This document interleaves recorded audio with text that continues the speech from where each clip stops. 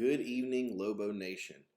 This is Dr. Griffin coming again for a YouTube video, and hopefully coming with some good news. We've been doing this for a couple of weeks now, and one thing kind of became apparent to us rather quickly was that we need to pull back a little bit. First, we need to make sure that we're not overburdening families, overburdening students, and also make sure that we're not overburdening our own teachers. They're a great resource right now. They're doing an amazing job. We really couldn't be happier with the job that they're doing. But we need to make sure that we're providing time for them to be able to connect with their families, work with their students who they have at home, make sure that they're taking care of their own wellness.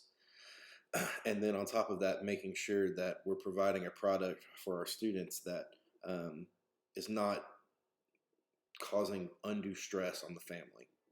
So in that vein, we're actually going to be kind of altering our schedule a little bit from the original schedule that we had.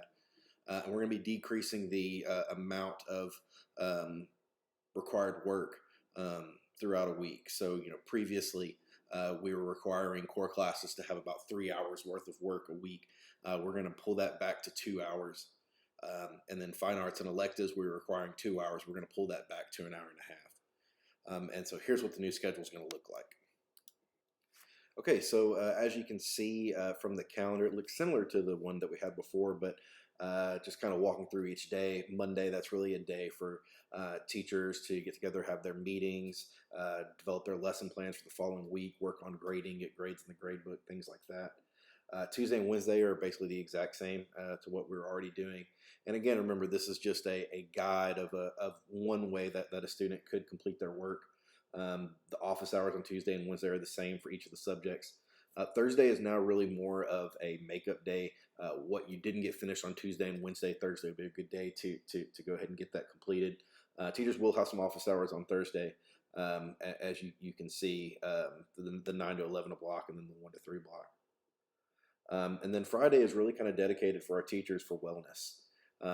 We ask basically that from 8 to noon on Fridays, they are being responsible to emails and things like that from parents. But really afternoon, we really want them to kind of disconnect and be with their families, do the things that they need to do to make sure that they're keeping themselves well and keeping themselves energized to what we have going on. And so while they will be available for communication as far as emails, things like that, it's just kind of as they get to it, working through their own things, dealing with their own families. You should start to see kind of a decrease in the amount of work that's expected week in and week out.